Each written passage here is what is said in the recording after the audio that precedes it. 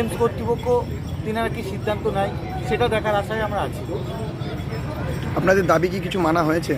আমাদের দাবি মানা বলতে আমাদের সঙ্গে এমস কর্তৃপক্ষ কালকে থেকে আমাদের সঙ্গে কোনো যোগাযোগই করে না, যে কোনো বসবে সমস্যার সমাধান করবে এমন কোনো সিদ্ধান্তেই আসে।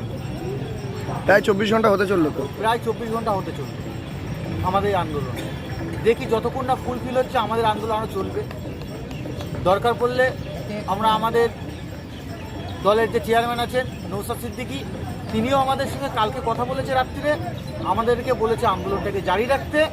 দরকার পড়লে বলেছে আমি যাব আন্দোলনটা বৃহত্তর করে, তারপরে দেখছি কি হয়। আপনাদের মূল দাবি নিয়োগের? আমাদের এখন বর্তমানে মূল দাবি হচ্ছে নিয়োগের, স্থানীয়দের নিয়োগ এখানে দিতে হবে। এখানে দেখেন না কত বাইরের থেকে অন্য জেলার থেকে এসে টাকার বিনিময়ে, অন্তত টাকার বিনিময়ে হচ্ছে এখানে নিয়োগ হচ্ছে, কিন্তু আমরা এই দীর্ঘ 2 থেকে 3 মাস আমরা এই আন্দোলন করছি, কিন্তু আমাদের সঙ্গে আজ পর্যন্ত কোনো সিদ্ধান্তে আসলো না। তিনারা একটা করে আমাদেরকে কথা দিচ্ছে, কিন্তু কথাটা কিছুক্ষণ বাদে উল্টে যাচ্ছে কথাটা, সে কথাটার কোনো মূল্য থাকছে না। কি নাম আপনার?